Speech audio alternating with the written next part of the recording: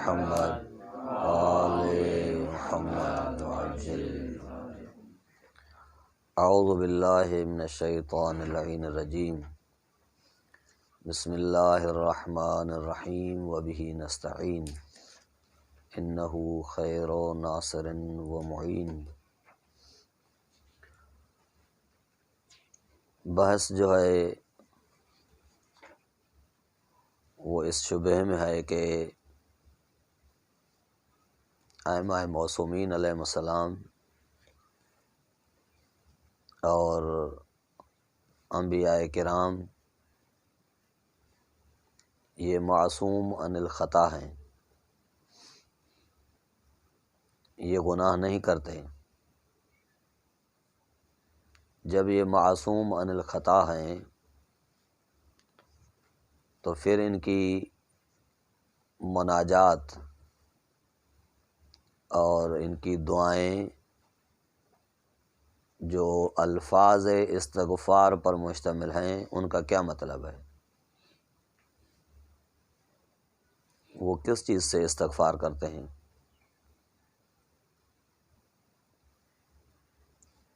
یہ ایک شبہ ہے، یعنی استغفار ائمہ معصومین ان کے معصوم ہونے سے ملائمت نہیں رکھتا، کہ معصوم کا معنی ہے کہ خطا سے پاک ہونا، اور استغفار کا معنی ہے گناہ کا کرنا. گناہ ہوتا مثلا کسی سے سرزد ہو جائے تو وہ استغفار کرتا ہے، وہ طلب مغفرت کرتا ہے. یہ معصوم جو استغفار کرتے ہیں وہ کس چیز سے استغفار کرتے ہیں؟ اس شبہے کے مختلف جوابات یا کہیے کہ استغفار کے مختلف تعویلات کیے گئے ہیں. کسی نے 10 کسی نے 8 تعویلات بیان فرمائی ہیں. خصوصی طور پر سید مہدی بحر العلوم کی کتاب ہے اسرار العارفین فی شرح کلام امیر المؤمنین، یعنی دعائے کمیل کی شرح ہے. اس کے صفحہ نمبر 124 پر اس نے اس شبہے کی تعویلات اور جوابات شروع کیے ہیں اور 10 تک بیان کیے ہیں. 10 تعویلات اس نے فرمائی ہیں کہ آپ مراجعہ کر سکتے ہیں اس کتاب کی طرف. اور اس کے علاوہ بہت سی کتب میں اس کے جوابات آئے ہیں کہ قطعاً آپ انہیں دیکھ سکتے ہیں. ہم مختصراً یہاں پر چند توجیحات کی طرف، چند تعویلات کی طرف اشارہ کرتے ہیں تاکہ ایک بحث مکمل ہو جائے. اس شبہے کا جواب اول یہ ہے کہ انبیاء کرام اور ائمہ معصومین یہ رب الارباب اور انسان خاکی کے درمیان ایک حلقہ وصل ہے.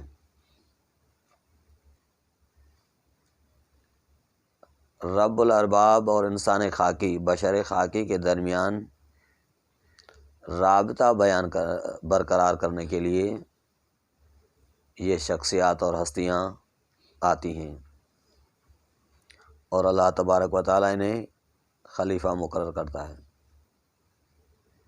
یہ ایک جہت. دوسری جہت سے ہم دیکھتے ہیں کہ انسان اپنے خالق اور مالک سے بہت دور ہے، اور اس کی دوری ایک نفس خلقت کی وجہ سے ہے کہ مادہ اور خاک ہونا، تراب ہونا، یہ معنی ہے کہ اس کی رسائی خدا تک ہو. اور دوسری جہت سے انسان گناہوں کے سبب سے خدا سے دور ہو جاتا ہے، کیونکہ معصیتیں اس سے سرزد ہوتی ہیں، مخالفتیں سرزد ہوتی ہیں۔ ان مخالفات کی وجہ سے، ان گناہوں کی وجہ سے وہ خالق حقیقی سے، رب الارباب سے، رحمان مالک سے دور ہو جاتا ہے۔ تو جب یہ دور ہے تو اسے پتہ نہیں ہے کہ خالق سے بات کس طرح کی جاتی ہے اور اس سے مغفرت کس طرح طلب کریں۔ اس وجہ سے ائمہ معصومین اور انبیاء کرام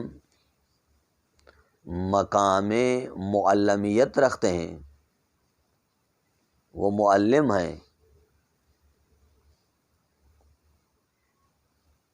رابطہ برقرار کرانے کے لیے آتے ہیں، وہ حلقہ وصل ہیں۔ جب حلقہ وصل ہیں تو ان کا کام یہ ہے کہ ہمیں سکھائیں کہ مالک سے کس طرح بات کی جاتی ہے، اس سے راز و نیاز اور مناجات کس طرح کی جاتی ہیں، وہ سکھائیں کہ ہم کس طرح اسے طلب مغفرت کریں۔ تو یہ ادعیے و زیارات اور مناجاتیں جو ائمہ معصومین سے صادر ہیں، یہ در حقیقت مقام تعلیم میں ہیں۔ یہ ہمیں تعلیم دیتے ہیں کہ کس طرح بات کریں اپنے مالک سے، اپنے خالق سے، اور کس طرح استغفار کریں۔ یہ وجہ اول ہے۔ دوسری تعویل جو علماء کرام فرماتے ہیں وہ یہ ہے کہ استغفار یہ اظہار تواضع، اظہار نیاز، اظہار خشوع اور خضوع ہے۔ اس کا معنی یہ نہیں ہے کہ حتماً کوئی گناہ ہو تو استغفار کیا جائے، نہ اس مالک حقیقی کے سامنے اظہار خشوعیت، اظہار خضوعیت، اظہار حقارت بھی استغفار کے ذریعے سے ہوتی ہے۔ استغفار اسی وجہ سے کیا جاتا ہے تاکہ اس مالک کے سامنے یہ اظہار تواضع کیا جائے۔ تیسری وجہ یا تیسری تعویل یا جواب یہ ہے کہ استغفار کا یہ مقصد نہیں ہے کہ حتماً استغفار گناہوں سے ہوتا ہو، کہ جب انسان سے گناہ سرزد ہوتے ہوں تو وہ استغفار کرے، نہ، بلکہ استغفار بنفس ہی ذکر ہے، عبادت ہے۔ جب استغفار بنفس ہی ذکر ہے، اس کے لیے بہت سی روایات ہیں کہ وہ بنفسی ذکر ہے، بنفسی عبادت ہے، تو استغفار کرنا یہ یاد خدا ہے، یہ ذکر خدا ہے، یہ عبادت ہے، نہ فقط یہ گناہوں کی طرف سے ایک التجا ہے کہ میرے گناہ ہیں خدایا معاف کر دیجئے، بلکہ یہ خود ذکر ہے، یہ خود یاد خدا ہے۔ تو ائمہ معصومین اور انبیاء کرام جو استغفار کرتے ہیں وہ اسباب عبادت کرتے ہیں، وہ اسباب ذکر خدا کرتے ہیں، کہ بہت سی روایات ہیں، مثلا نبی کریم فرماتے ہیں کہ میں دن و رات میں 100 مرتبہ استغفار کرتا ہوں، دن و رات میں 100 مرتبہ استغفار کرتا ہوں، کہ یہ گناہوں سے معافی کی طلب ہی نہیں ہے، بلکہ یہ اس خاطر ہے کہ یہ خود عبادت ہے، یہ بنفس ہی ذکر ہے۔ اس کے بعد جو تعویل فرماتے ہیں علماء کرام وہ یہ ہے، اب ان تعویلات میں سے جو پسند آئیں آپ کو اور جو دلیل محکم کے ساتھ آپ کو وہ اچھی لگیں وہ لے سکتے ہیں آپ۔ یہ تعویلات جو علماء نے کی ہیں ہم وہ بیان کر رہے ہیں فقط۔ تو تعویل چہارم جو بیان کرتے ہیں اعلام حضرات، یہ تعویل ظاہراً محقق محمد بن عیسیٰ اربیلی کشف الغمہ کے مالک اس سے وارد ہے، اس نے بیان کی ہے۔ وہ تعویل یہ ہے کہ انبیاء کرام اور ائمہ طاہرین اور اولیاء حضرات یہ خداوند قدوس کے ذکر اور یاد میں مشغول ہوتے ہیں۔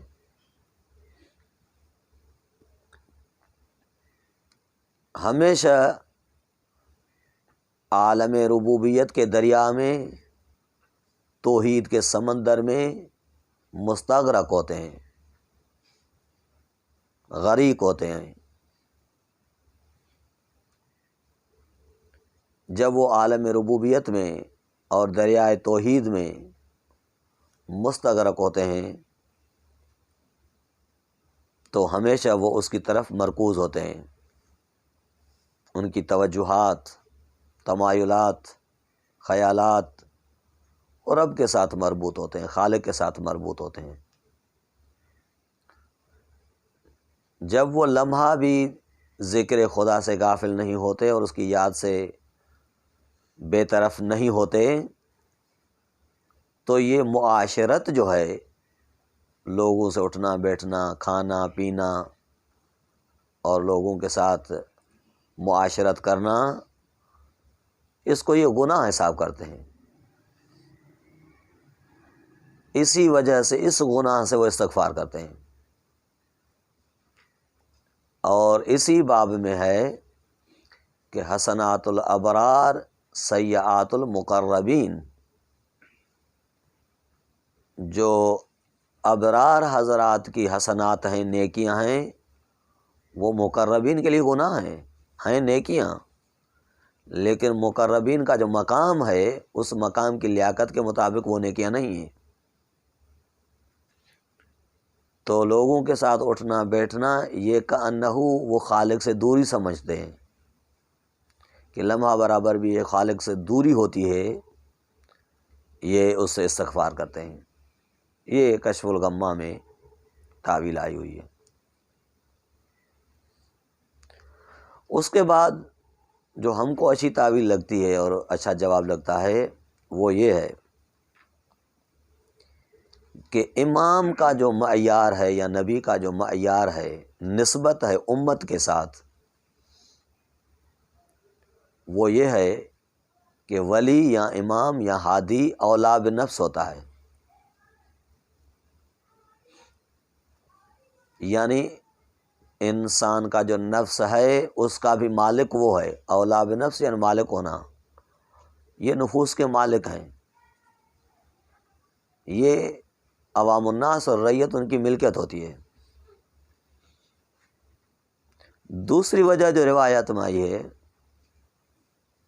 وہ یہ ہے کہ امام کا رعیت کے ساتھ تعلق وہ ہے جو قلب کا تعلق اعضاء اور جسم کے ساتھ ہوتا ہے، یعنی اعضاء و جوارح کی مرکزیت جو ہوتی ہے اور ان کی حیات جو ہوتی ہے وہ قلب کی وجہ سے ہوتی ہے، دل کی وجہ سے ہوتی ہے۔ تو دل کا جو تعلق ہے اعضاء و جوارح کے ساتھ، امام کا تعلق رعیت کے ساتھ وہ ہوتا ہے، یعنی امام قلب ہے، امام رعیت کی دل ہے۔ تو یہ رعیت کا نہ اس کے اعضاء ہیں، جوارح ہیں۔ تیسری نسبت جو دی گئی ہے وہ یہ ہے کہ امام کی نسبت رعیت کے ساتھ ایسے ہے جیسے ایک والد کی نسبت اولاد کے ساتھ ہو، جس کے لیے روایت خاتم الرسول بھی ہے کہ انا و علی ابوا ھذی الامت، کہ میں اور علی اس امت کے والد ہیں، باپ ہیں۔ تو دیکھیے جب یہ نسبتیں قائم ہوں تو اولاد کا گناہ باپ کا گناہ شمار ہوتا ہے، اعضاء و جوارح کا گناہ دل کا گناہ شمار ہوتا ہے۔ ریت کا گناہ اس کا گناہ شمار ہوتا ہے، اس کے طرف نسبت ہوتی ہے جو اولا بنفس ہو۔ تو در واقع یہ جو استغفار کرتے ہیں وہ اپنے گناہوں سے نہیں کرتے کہ وہ اپنے آپ سے ان سے گناہ سرزد ہوا ہے، وہ ان سے کوئی استغفار کر رہے ہیں، معافی طلب لے رہے ہیں، نہیں، بلکہ یہ جو استغفار کر رہے ہیں وہ گناہ جو ریت سے سرزد ہوتے ہیں ان سے استغفار کرتے ہیں، اور اس کے لیے آیات الہی گواہ اور شاہد ہیں۔ مثلا ایک آیت ہے سورہ فتح، آیت نمبر 2 ہے، لِیَغْفِرْ لَكَ مَا تَقَدَّمَ مِنْ ذَنْبِكَ وَمَا تَأَخَّرَ، یعنی فتح مکہ کے بعد لوگ فوج در فوج، گروہ در گروہ اسلام میں داخل ہو رہے تھے، لیکن وہ لوگ داخل ہو رہے تھے جنہوں نے بہت اچھے بڑے بڑے گناہ کیے ہوئے تھے، مثلا نبی سے جنگ کرنا، اس سے لڑائی کرنا، اس کو پتھر مارنا، گالی گلوچ دینا، یہ اتنے بڑے گناہ تھے ان کے، تو وہ اسلام میں تو داخل ہو رہے تھے لیکن اس احساس کے ساتھ کہ یہ ہمارے گناہ شاید بخشے جائیں گے یا نہیں بخشے جائیں گے، کس طرح ہے، تو ان کے گناہوں کی بخشش اللہ تبارک و تعالیٰ اس کی نسبت نبی کی طرف دے رہا ہے کہ لِیَغْفِرْ لَكَ تَقَدَّمَ مَا ذَنْبِكَ وَمَا تَأَخَّرَ، لِیَغْفِرْ لَكَ مَا تَقَدَّمَ مِنْ ذَنْبِكَ وَمَا تَأَخَّرَ، کہ ہم آپ کے اگلے پچھلے گناہ معاف کیے دیتے ہیں، یعنی وہ امت کے اگلے پچھلے گناہ معاف ہو رہے ہیں۔ یا مثلا دوسری آیت سورہ نصر کی کہ ارشاد رب العزت ہو رہا ہے، اذا جاء نصر اللہ والفتح ورأیت الناس يدخلون فی دین اللہ افواجا فسبح بحمد ربک واستغفرہ، جب آپ دیکھیں کہ لوگ فوج در فوج اسلام میں داخل ہو رہے ہیں تو آپ کو کیا چاہیے؟ آپ خدا کی تسبیح کریں اور استغفار کریں، یعنی یہ فوج در فوج آنا کوئی گناہ نہیں ہے بلکہ بھلائی ہے، نیکی ہے، وہ اسلام کی طرف آ رہے ہیں، تو اس مطلب میں اس مقام پر استغفار کس چیز کا؟ استغفار ان افراد کے لیے جو آپ کی طرف آ رہے ہیں، تو یہ استغفار جو انبیاء کرام، اولیاء اعظام، ائمہ معصومین کرتے ہیں وہ در واقع امت کے گناہوں کی کرتے ہیں۔ یا مثلا سورہ یوسف میں دیکھیے، یہ جو ہم نسبت پڑھ چکے کہ نبی کی نسبت یا امام کی نسبت ریت سے وہ ہوتی ہے جو والد کی نسبت اپنے اولاد سے ہوتی ہے، اور ایک روایت امام علی رضا علیہ الصلوۃ والسلام سے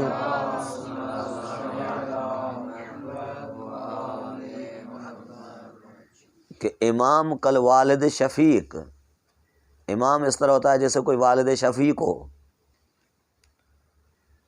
تو حضرت یعقوب کے اولاد سے جب گناہ سرزد ہوا کہ انہوں نے یوسف کو تکلیفیں دی اور کنویں میں پھینک دیا، اور جب انہیں پتہ چلا کہ یہ یوسف ہے اور پھر یوسف کی طرف جا رہے تھے اپنے پورے یعنی فیملی کے ساتھ اور پورے افراد کے ساتھ، اور والد بھی ان کے ساتھ تھا، تو راستے میں اپنے والد کو کہنے لگے کہ آپ ہماری طرف سے خدا سے طلب مغفرت کیجئے۔ بھائی کیوں، تم خود کرو، لیکن یعنی ان کا گناہ نہیں تھا، حضرت یعقوب کا گناہ نہیں تھا، لیکن حضرت یعقوب نے کہا کہ میں استغفار کر لوں گا آپ کے لیے، یہ جو استغفار کر لوں گا یعنی آپ کے لیے کروں گا، آپ کے لیے طلب مغفرت کروں گا، تو والد کے وہ ہیں جو اولاد کے گناہ اس کی طرف منسوب ہوتے ہیں۔ تو اسی وجہ سے یہ جو استغفار ہے یہ در واقع استغفار نہیں ہے کہ وہ ان سے گناہ سرزد ہوتے ہیں، لیکن وہ ان کی ریت سے جو گناہ سرزد ہوتے ہیں وہ ان سے استغفار کرتے ہیں۔ پھر آگے سے بحث ہے کہ وہ گناہ کون سے ہیں جن سے عصمت انسان کی خراب ہو جاتی ہے، عصمت ٹوٹ جاتی ہے، انشاءاللہ پھر شنبے کو عرض کریں گے۔ وصلی اللہ علی محمد وآلہ الطیبین الطاہرین۔